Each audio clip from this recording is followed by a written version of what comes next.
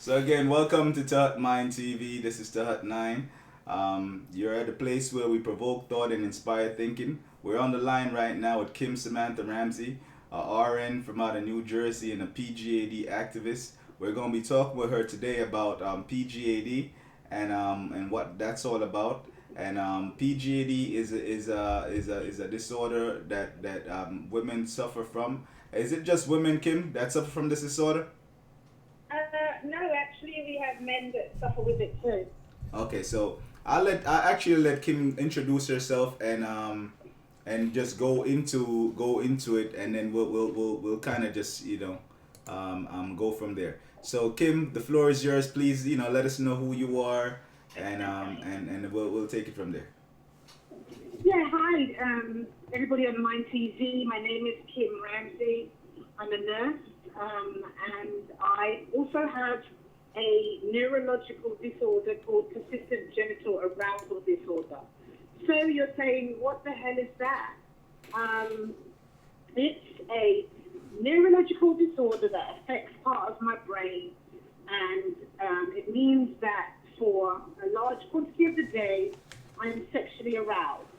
And in situations of provocation, I can actually have spontaneous orgasms, or I can have sustained orgasmic activity, which means that whereas the usual regular person, when they have intercourse or if they masturbate, they reach a point of resolution after they ejaculate or come. In my case, that the message doesn't get to my brain that that period of time is over. So my body continues to respond in a way that it's like it presses repeat. So it just repeats. So in 2012, I believe I made the national news as the nurse who has 100 orgasms a day, which at the time was very distressing, and I felt very sick. Because contrary to popular belief, one orgasm may be enough for a large quantity of people. 100 is way too much. And all the orgasms experienced were not pleasurable. So I just want people to understand that for me, 100 is just too much. It's like, if I want to give you an analogy, it'd be like eating a bowl of ice cream and you hit a point where you say, wow, this is nice, this is great. I'm enjoying myself, this is fabulous. And then you hit that point where you say, oh, I've had enough now. Then you get to a part where you say, I feel sickly.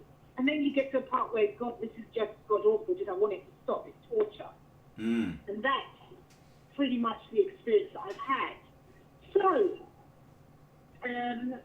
obviously, we're having a grown-up conversation. I just wanted to kind of put this disclaimer out to your listeners. I really don't want to offend anybody, and if I am, I do apologize.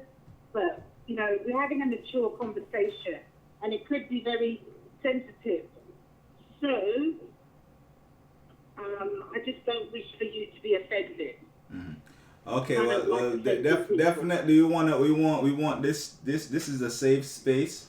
Of course, we say that with the understanding that idiots are gonna be idiots and fools are gonna be fools, and immature are gonna be immature. But we're here to have a mature conversation about something not for fun or to make fun of or to offend anyone, but to bring awareness to this particular condition. And can you go into what it is again? PGAD. What does it break down to mean? I'm sorry, I didn't hear your question. Could you repeat that? I was saying, can you tell us what PGAD means? What does the letters represent?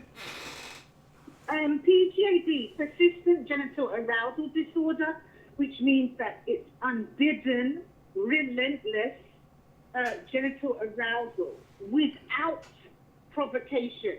So let me kind of break that down to you. If Idris Elba was to walk into the building, I would honestly be aroused, and my body and my mind would be in sync. That would be like, this is a very handsome young man. I find him attractive, and that would be a normal, state of arousal. But in the case of someone who's got PGAD, they could be at a funeral, which is at a heightened state of emotional distress, feelings, and they could become aroused. Or they could walk through, I'm giving you the things that cause me problems. Funerals do, because I'm in a heightened state of emotional sensation. Smell. Certain foods are triggered. Alcohol. Exercise, certain exercise positions, like anything that causes the pelvic floor to become squeezed down.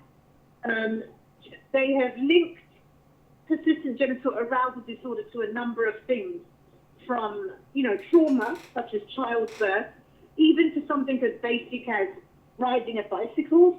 Some people do spinning classes. Well, spinning classes, you're sat on your nerve endings, the nerve endings that feed the bladder and the clitoris and the vagina. They're called the pelvic nerve and the pudendal nerve. And they also are involved in orgasmic activity and sexual arousal. So when you sit on them, you damage them for long periods of time.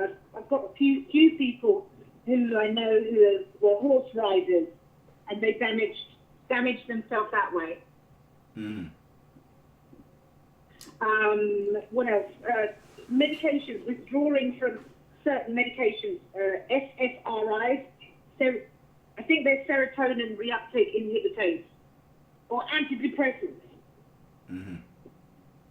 So that they affect the brain in the same way. Now there's a whole different multitude of presentation of PGAD. I'm one of the few people that do experience what they call staticus orgasmi, which is like having back-to-back orgasms without your consent. They just go on and on. Yeah, it's your body. Your body just keeps going off. Can you give us like some background, Kim, on how, when this started for you? What was what did something happen? Was it something that you were born with, or was it triggered by some event that took place in your life? What can you give us some background? As far as I know, they think it's attributed to a fall. I had a fall in 2001. A fall? You fell down? I fell down. Yeah, fell down 8 or 9 concrete steps. Wow. And I hit my lower back. Okay.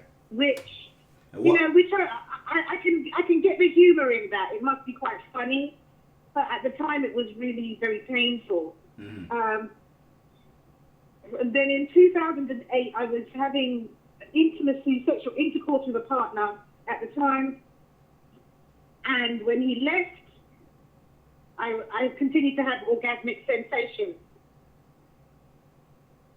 For how long? That episode lasted 4 days. 4 days? Wow. Yes, and I had to go to work. It was very embarrassing. I felt very irritated. And if you're wondering, let me take a sidebar, because I'm used to being bullied, so I've heard all the flip comments. Oh, so people have actually bullied you on as you share your story with them about this particular thing? Oh yeah. Oh my God, it's been like really interesting, just the ignorance. I've had people tell me that I'm full of demons and evil spirits. Oh my goodness. Yeah, we live in a really odd time. But I'm not. People talk about squirting and did she have to wear lots of pads? Well, yes, I had to wear a pad, because obviously if your vagina is orgasming, you have extra moisture and lubrication. So yes, I had to wear a pad. Was it uncomfortable? Absolutely. I had lower back pain. Also, if you're aware of what happens to a woman when she becomes sexually aroused, you'll know that her breasts are very full and engorged and her nipples stand up. So I was walking around in that state for 4 days. Wow.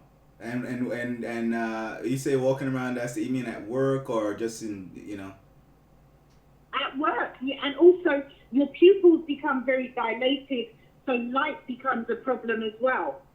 Okay. So these are some of the physiological things that your body goes through once you're in that erotic state. Yes, and it's okay. But for I you, I have nothing against sex. Yeah. Okay. No, I don't want it all the time. Mm-hmm.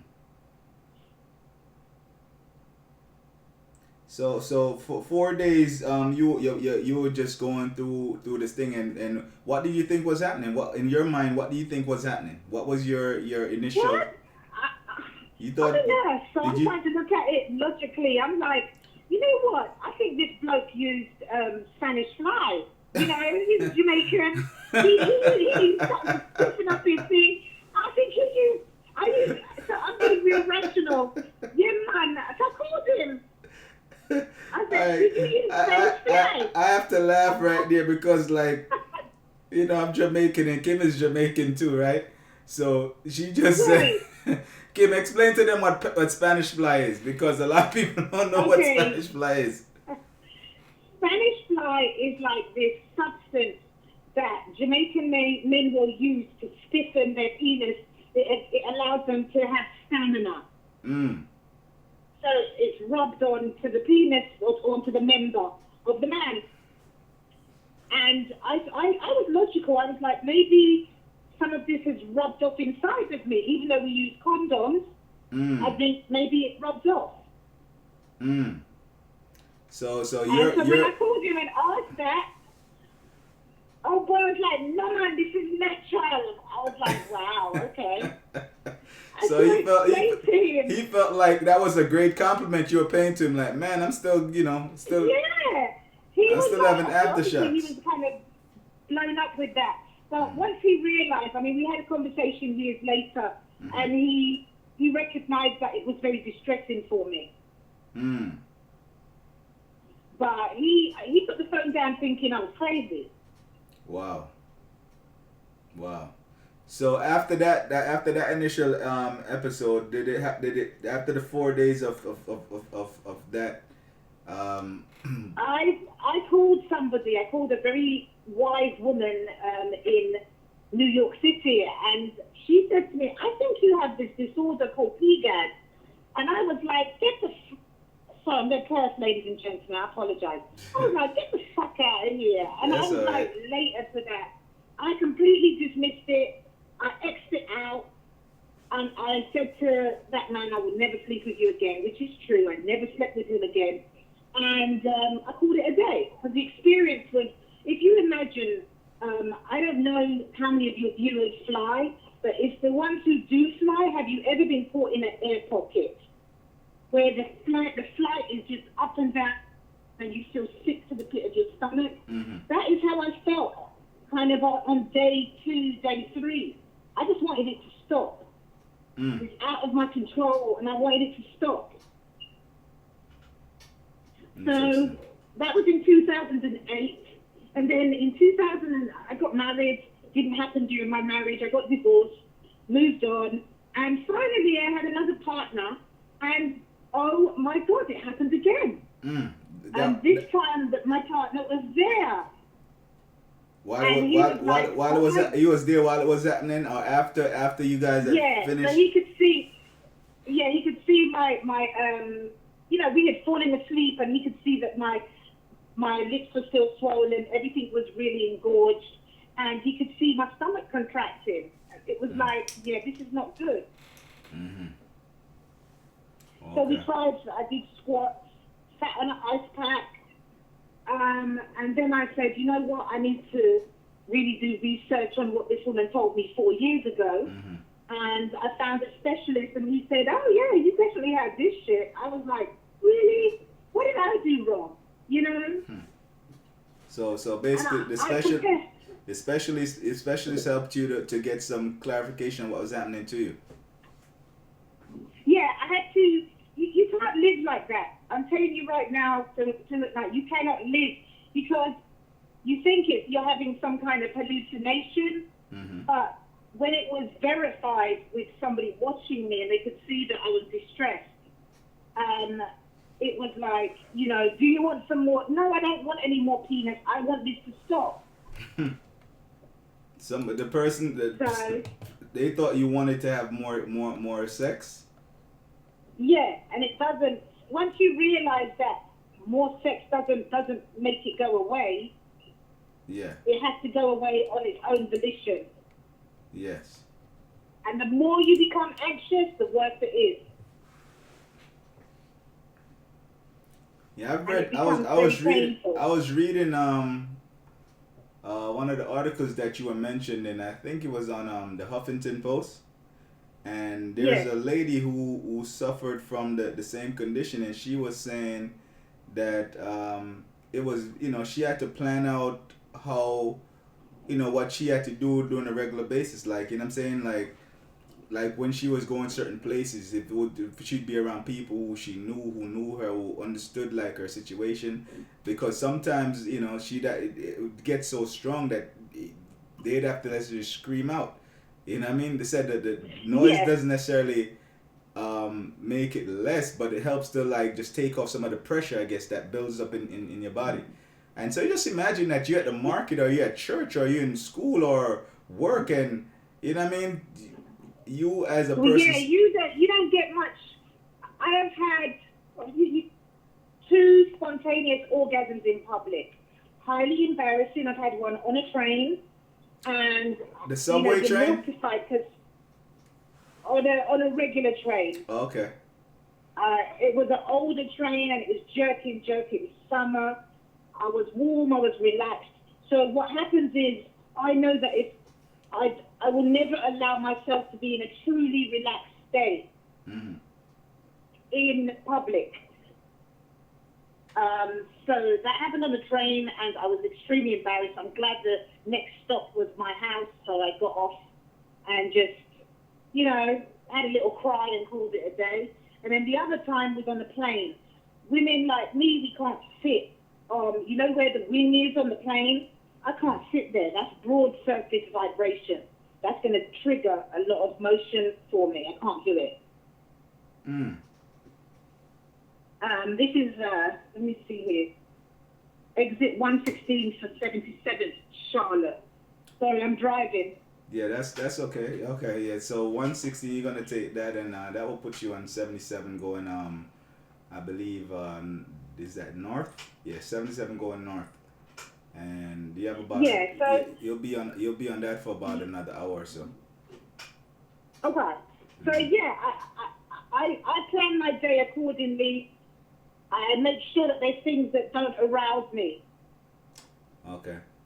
Or I'm in a state of arousal most of the time, but what I don't do is I wouldn't increase that arousal. So if I knew that there was an event and say someone like Idris Elba walked in, I would leave, because I wouldn't want to put myself through that.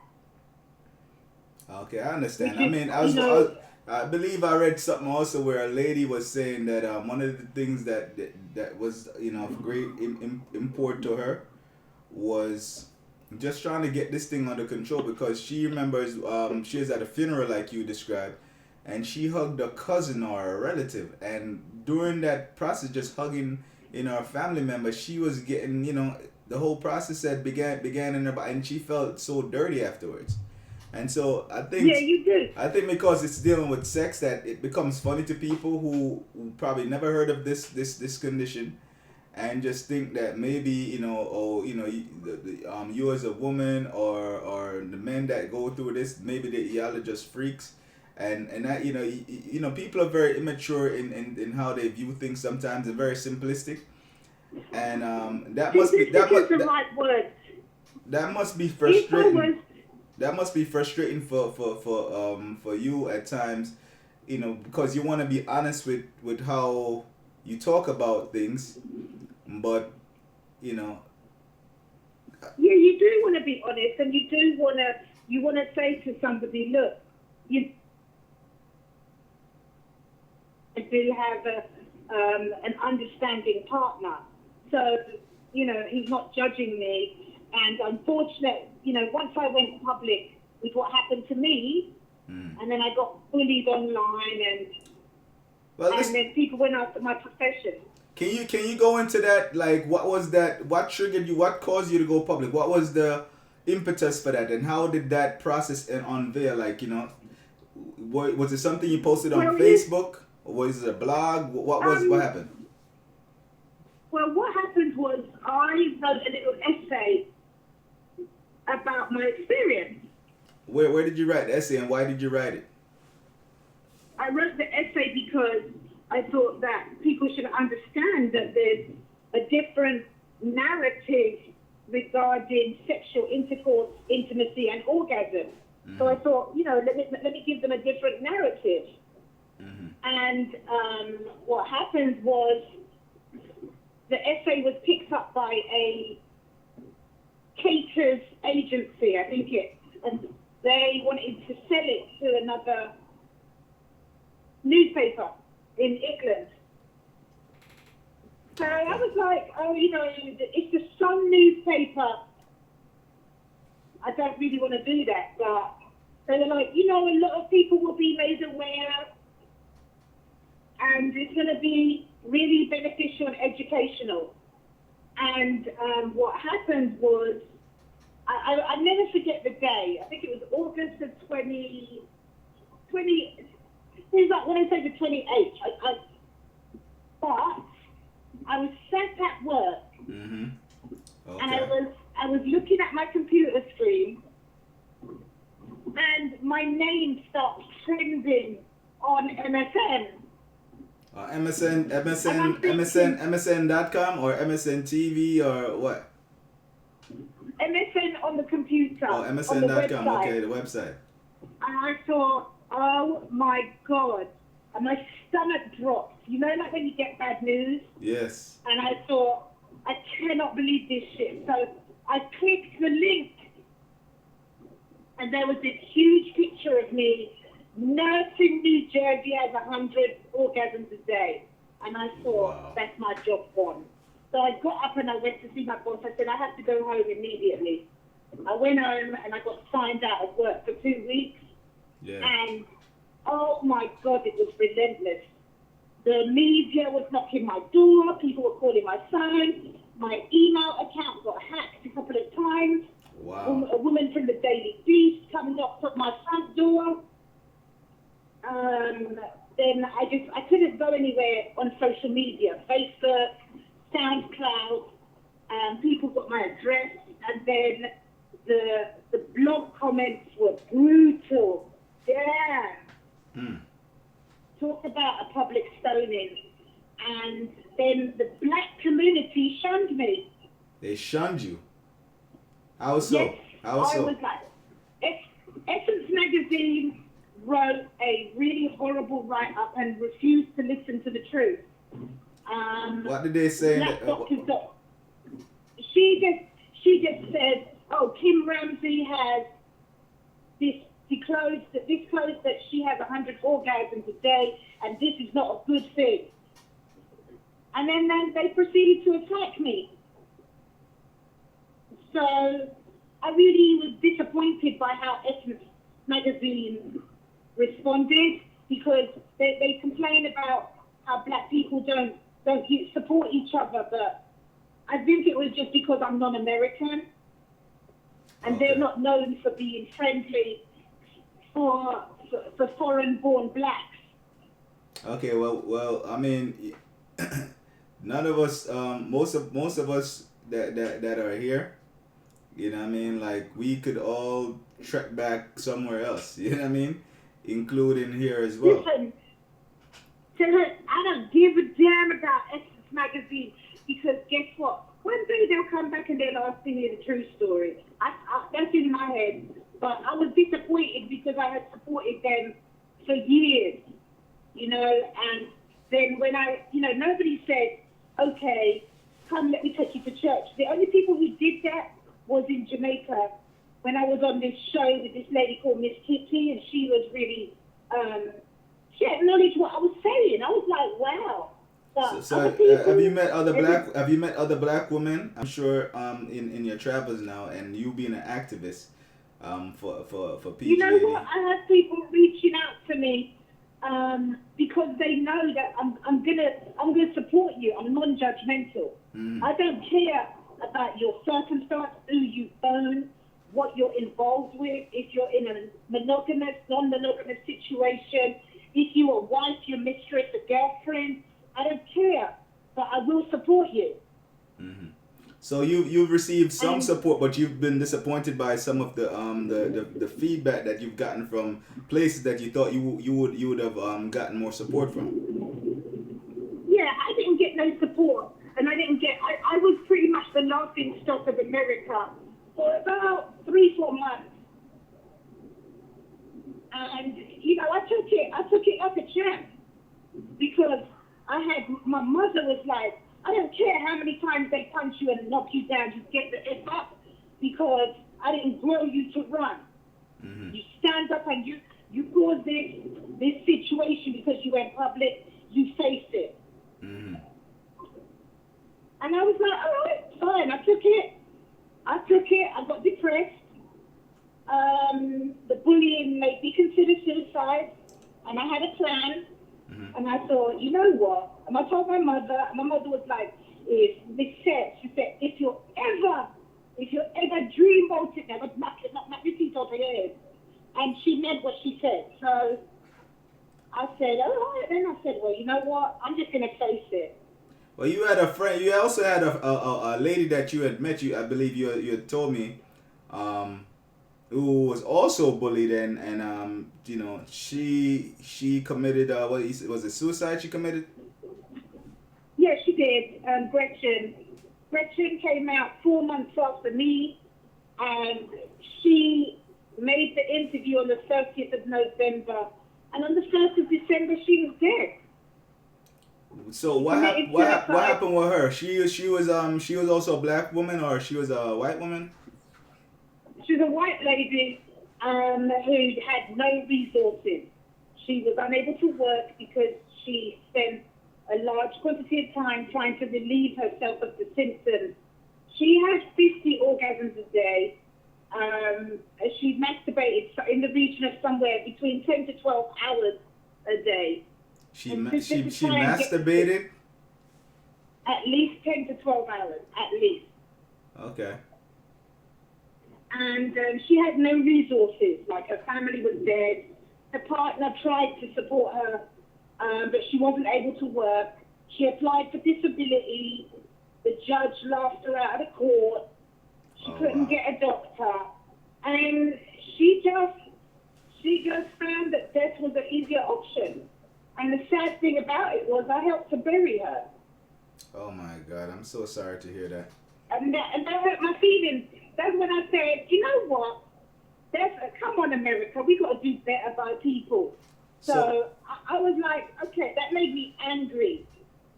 So by I mean, really angry. By numbers, Kim, do you know the percentages or any empirical data that can give us an idea what percentage of the population is affected by PGAD? Well, they say, I'm quoting off the top of my head. I wish I could stop my car and tell you, but they're looking at that maybe 1% of the population may have this chronic pelvic pain. But the problem is that a lot of people are scared to talk because they don't want to go through what I went through. And I will tell you, it's brutal. It's taken me years to actually say, look, to grow a very thick skin and to look at people and embarrass them. But really, all I want to do is just have an open conversation and help people. That's really all I would like to do. I'd like to ensure that there are no more suicides. Okay. So is there a lot of instances? Is there a lot of instances where women who suffer from PGAD have committed suicide? Is that is that a actuality that you as an activist you deal with? Yes, it is. We deal with suicidal ideation, which is the thought process, and in total there have been 4 suicides, one of which was assisted. Assisted? Which means that the doctors helped to kill her. Okay. But what happened, I've just been at national conference for, I think it's Science of Women and Sexual Health, and there was a very renowned neurologist who said that PGAD is a central nervous system disorder, and the part of the brain that PGAD lives in is in the same house as suicidality intentionality, suicide intentionality. So they go hand in hand, even though we don't want them to.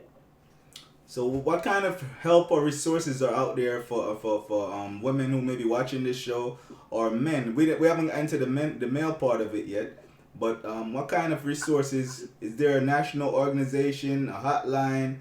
Are there psychologists? Is there clinics? Is there centers that people can go to? Where can they find information on the online? How can they contact you as a person? A resource to either share their experience or to get help. Information on where to get help. Anything that you can provide. So as of now, there are only 260 doctors worldwide who understand and can take care of this disorder. So what we realized is that, obviously, I've spoken to you about the experience of talking about a sexual or a pain, a neurological issue that has sexual symptoms. And what we recognize is that the medical community does not talk about sex on its curriculum. Neither does the nursing community. So what we're trying to encourage is for the training to be increased. So as of now, doctors only have 10 hours of sexual education in their 8-year career. 10 hours. So there are people that have identified clinics. Your best bet is to talk to an OBGYN. The biggest names right now are Dr. Goldstein, he's in San Diego.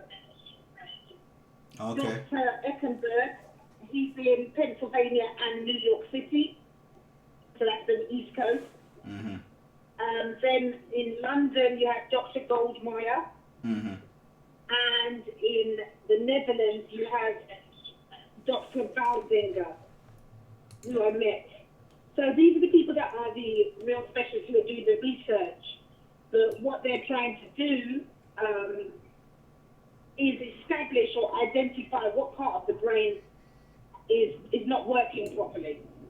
Okay. Treatments have included, so there's two schools of thought.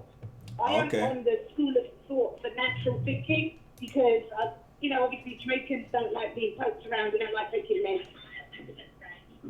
So I have biofeedback therapy where they reduce the frequencies of energy in my body. I practice mindful meditation. I have acupuncture. And, back in the day where we used to say, oh man, your pum-pum off it tight. Your pum-pum off it tight? Yeah, you remember them days there? Yes. Everybody... We still want the pum-pum for tight, man. Yeah, the pum-pum too tight. The pum-pum too tight. So pum-pum too tight. So it's too tight. Like I can hold a little finger too tight. So is that what happens? Is that what happens? Hold on, let me just get some clarification. So back it up. Okay. Yeah, so this disorder causes your vagina to get tighter because of the constant muscle activity going on? Yes. So it's the contraction. Wow. And also the way the muscle memory is in the vagina. So I have what they call pelvic floor physiotherapy, where they have to go inside of my vagina to knock the muscles, make them looser. Wow. I don't know if when you go to the gym and you get, those muscles that get tight Yes. and they contract. Yes. So I have that issue inside of me. Wow. So wow, that's crazy. That is crazy, and that's very, very interesting because you see a lot of women doing Kegels, and I haven't seen something the other day where this lady had invented this thing to do vaginal squats. She puts this ball Yes. thing inside of her, and a string hangs out, and then you could basically attach different weighted things to it, and she says by doing this, it helped to straighten the pelvic muscle and the vaginal muscles as well, and actually makes sex a lot better because everything is a lot stronger. But Well, I do actually use yoni eggs, so I'm comfortable. But I'm allowed to do for every one Kegel that I would do, I have to do at least 5 to 10 reverse Kegels. I have to maintain a neutral position for my pelvis. And what my partner noticed is that I stand pigeon-toed, and so he would correct me because it tightens my pelvic floor. like when you stand pigeon-toed. Yeah, I'm not pigeon-toed, but when I feel anxious, I put my toes in. Oh, okay, got you. So it's something that I have to be reminded not to do. So how does it? I mean, not to get too deep into your personal life if you don't want to get into it. How does that work for you on a relationship level? Like, is your partner pretty understanding? I will speak generally. So, how do you feel when you want to have sex and you can't have it? Do you feel agitated? Oh, hells yeah. Uh-huh. Hells So, yeah. I know every man out there gonna say that thing too. And a lot of times we can't have sex because our partners, they going through what they going through, and you know what I mean. So, but for you as a woman, being persistently aroused in that way, does sex become a turn off to you? Is it still something that you want to do, or is it what is that like? I have ups and downs. I have periods of celibacy where I don't have sex, and those can last for a year to 2 years. And then I have periods where I want to engage with a person emotionally, spiritually, and sexually. But I don't, I'm lucky that I have a partner who is non-judgmental. That's very important thing for you. Somebody, Yes, because it helps with clearly understanding. I'm not in the normal realm.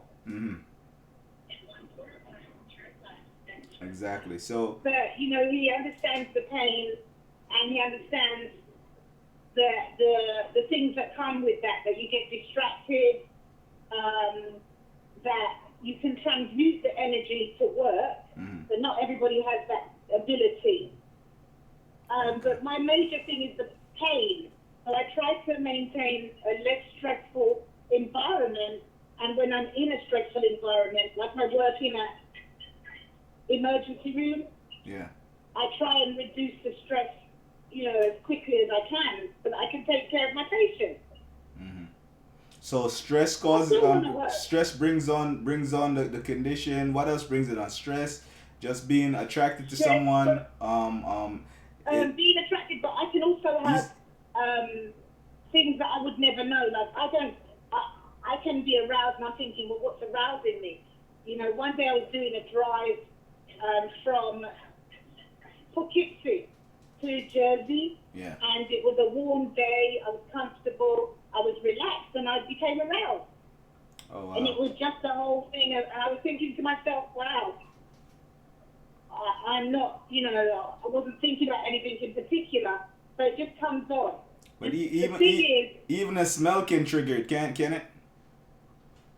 Huh? Even something that you smell, like a scent? Yes, smell, taste, music. There's certain songs I can't listen to when I'm in a public arena because I feel like I'm going to get aroused to the point where I can't stop. So I'm very mindful. I call it a fragile existence.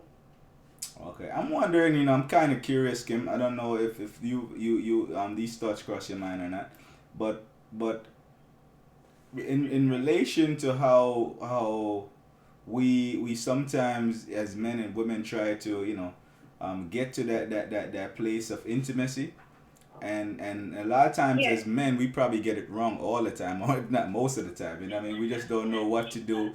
We don't understand that, like you're saying now, the different things that can arouse someone is not just about how they look, but it can be the kind of music that they bring to the situation, the kind of scent that they have, the foods that they, you understand what I'm saying? Like, there's kind of a study there that you can look at to understand how human sexuality, like, functions. Right. I I feel, in the way that I have learned about myself and how I've had to endure some really stressful moments, I think that it's a blessing when you engage in intimacy with somebody who really truly cares about you. Irregardless of your flaws, because to me this is a flaw. It's a very fundamental flaw. And it's a flaw that carries a very, very high rate of suicide for the community that it serves. So I'm very mindful that I'm fortunate to be alive. And that's the thing. That's the part of it that I think people who are judgmental, they overlook that aspect of it, because they're looking at it like, okay, she's getting orgasms. There's a lot of people who are not getting orgasms, but imagine if your body was being charged up 100 times throughout the whole day and you had no control over it. Your heart rate is always being boosted. Adrenaline is through the my pressure's roof. always high. You know what I'm saying? You're just I mean, sex is a big part of relationships, right? We all agree with that. It's a big part of our relationship, but after a while it gets played. If that's the only thing that you're doing in your relationship, after a while that gets boring, it gets dull, like it loses interest, and it's just not gonna. I don't think for a lot of people, that is the be all and end all to what a relationship is about. So imagine someone. You want support, and you want to be still protected. Yeah. And you want to feel like a woman who people want to be around. I think the most hurtful thing was when people who claimed to be my friends just dropped me. Family members made, slick comments like, "Well, you're a whore," and things like that. And it was very hurtful to me because I wasn't doing anything. I wasn't using my body for money. You understand? Yeah, and it's just a compulsion that you can't control. Right, and I just wanted to belong. I didn't want to be pushed out on the surface like a leper. I was like hurt by that. And then when Gretchen killed herself, I said, "Damn, this is real. That could be me." And then after that, that's when the television companies started to come, and they were like, "Is it really that bad?" Well, what the fuck you think it is then? You think that, look at my hair color. My hair is completely white.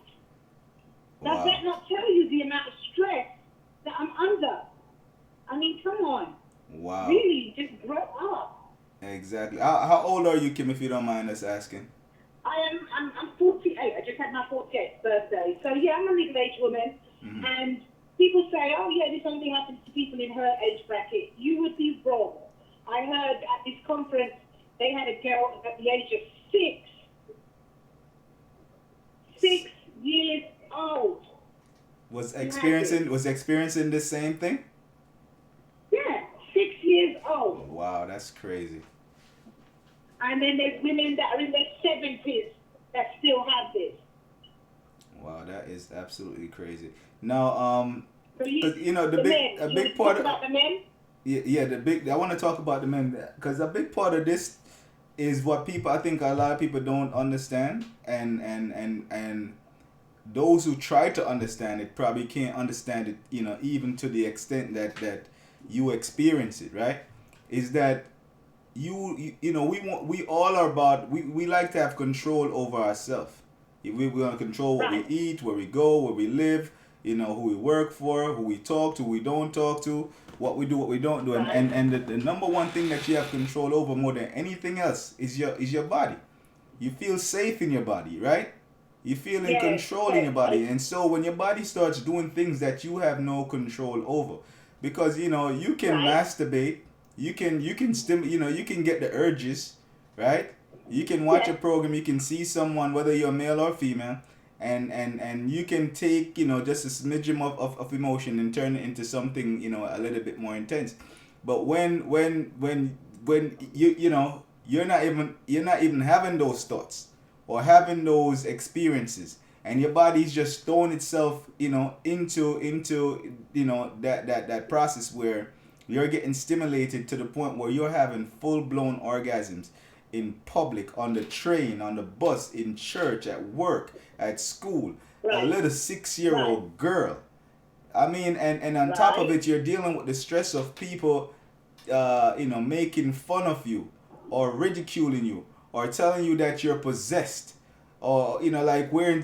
I mean, it's a good thing that you're not living in a time where they would burn you at the stake, because they probably would have Oh burned you yeah, I would have been already. stoned to death. They would have called me a witch, and they would have kept it moving. You know what I mean? So I'd have been done. So our ignorance and But our lack of sensitivity to certain things, because you know a lot, you know, there's so much that we don't know about ourselves. You know, forget history. There's so much we don't know about ourselves, and that's what our ancestors told us: know yourself. So you know, knowing oh, yourself definitely. is not just about knowing, you know, what somebody did 10,000 years ago, 20. It's about knowing yourself on a spiritual level, on a mental level, on a biological and a physiological level. You understand? There's so Right. many things. If you eat the wrong thing, it will affect you a certain way. If you think the wrong things, it will lead to you doing the wrong things. You understand what I'm saying? If certain things are not right in your body, like you had a fall and it created some was it a cyst? Yeah, I wish that I had been the man that. There was a man that got struck in the head with a baseball bat, and he became a mathematical genius. I'm like, why the fuck that wasn't me? Why did I get this? Like, what the hell? I couldn't have fallen down the stairs and became like a magnificent runner. No, I got this shit. But you know what, So Kim? There's always the whys and the why nots. You know what I mean? yeah, And yeah. you gotta find, you know, the purpose in your experience, and I think you have. You know, you're an activist now, and you're helping a lot of people who suffer with this condition quietly or silently, and you're giving voice to their, you know, to their experience. And hopefully, you know, you, like, you know, unlike your friend who took her life, you can be, you know, somewhat of an example of hope for somebody else that's going through something. And it may not even be PGAD. It could just be something that we don't understand, that other people make fun of you for. You know what I'm saying? Yeah, And you do. You do your get people example, that do that. you're talking about it, and you're sharing your experience and your strength, you know, because it takes a lot of strength to overcome and to deal with what you're dealing with. I'm not just talking about the disorder. I'm talking about the reactions that, you know, you've gotten from friends, family, and people who don't know you. You know, that's a tough thing to deal Yeah, with. well, you know me, so you knew me before all of this, so it was kind Mm. of like, you know, people who have been my true friends are the people that still talk to me today. But, Mm. you know, the concerning thing is when you meet people online and they're like, well, yeah, man, me have something to you. You know, you want to give me a corrective rate, and you think that's going to make shit straight? Are you Oh serious, my son? God! I tell you, Like, there's a lot. You I, oh you know, you have to really, like. There's a guy, ancestor, that's the John Henry Clark. He said, you know, I'm surprised that you're surprised. So sometimes when people just do and say silly things, it doesn't even, it just, I just let it go, because you know what I mean, they don't. I'm not surprised. Like, I know there are people out there who won't, on, even from this dialogue that we're having right now, there are people that's gonna take it and make light of it and and make run fun with of it it. and run with it, Yeah, I know. and say, man, that this girl has so much orgasm, this, that, you know what I mean? And they're not listening. They're not trying to be understanding, or try to understand, you know, what it is exactly you're talking about. And there's so many But different what it things. is their quality of life. Yeah, and You know, your quality of life is not my quality of life. I am there's an so many things, administrator. Kim. There's so many things that can affect us that we don't fully have knowledge or research on or understanding of. You know, this is Right. this so your body. You have Lou Gehrig's disease where your body starts attacking itself. Right. Right? Your autoimmune system. Yeah, your True. autoimmune and you have cancer cells that are attacking health. There's all these different things that happen to us that we don't fully understand. And you know what I Right. mean? So we have to get to a point where, you know, sometimes you're gonna hear some things and meet some people who've had experiences that you are not privy to, that you've never heard of. And you know, if you are mature enough and sensible enough, you can sit back and listen and learn. But if you're just gonna run with the you know, the little silly, you know, immature mindset that sometimes, you know, we find, most of the times we find in children, and you're a grown person, and that's just sad. It's just sad. So you do find that the narrative online right now is about how to embarrass and shame somebody. So my thing is, if you like shaming me, then clearly, because like I always tell a person, you can punch me and knock me down, but what else you when I get up? And I will get up. Yeah. It may take a year, 2 years, but I'm gonna get up. You know, I'm an administrator for a Facebook support group, so we are in real time. So it means that I'm talking to people in Scotland, England, pretty much whatever state in the United States. And I'm there to support you because I understand what it's like to, there's a term that we use in our industry called flare, which means that it's the sexual arousal has just started and you're highly aware of it and you're trying to get rid of that sexual arousal sensation. But the more you do it, the moister you become, the more irritated, your clitoris starts twitching, and you're debating, do I have enough time to masturbate? Should I try and distract myself?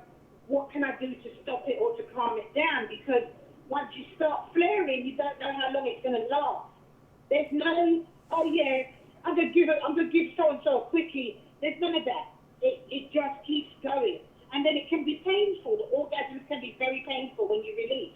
If you release. That's very powerful. I I don't know if you went into this, but is this something that that they have successfully been able to treat? Is it curable? You know, what is the current you know, prognosis on dealing with PGAD? Right. As of now, which is what? Sunday, the 28th of February, 2016, there are no experts on PGAD. There are people that have a lot of patients who have done a lot of trial and error in terms of treatment. The treatments that I spoke about earlier are natural. The ones that are not so natural include having parts of your vagina removed, having your clitoris removed, having nerve blocks, having electroconvulsive therapy, having antidepressants. Are you serious?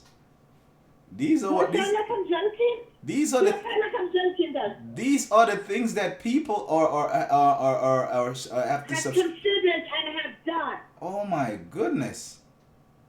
So is there any institute set up to is there any institute set up to research or study that people can donate resources to or volunteer to you know, I'm hoping to approach some of the bigger names in the celebrity industry. I would like to speak to Shonda Rhimes, because she was one of the first screenwriters to mention PGAD in an episode of Grey's Anatomy. If you mention it or if you do YouTube it, the woman who acted it actually did a good job. Because she explained the shame of having an orgasmic activity in front of people who are not her partner. And I'm going to try, I will probably reach out to Oprah. But right now, as of now, at this conference, there were a large quantity of sex researchers, one of which was from McKinsey Institute. It seems that they gave credibility to the female orgasm. They are very interested in testing people who have this. I also have a cyst in my spine, called a Tarlov cyst, and I will not be receiving surgery because the people that have had surgery, their symptoms came back. Okay, so the surgery has not been as effective Successful. as exactly. Not in all, no. What about your local politicians, state politicians, and even the national ones? Like, have you or your group or those who have organized around PGAD, have anybody thought about, like, approaching, making this a national conversation, something where you try to get some legislations on the book to help bring more awareness and even more support to people who may be suffering from this condition, like. So here's the thing. Traditionally, PGAD has been reported in a sensational manner.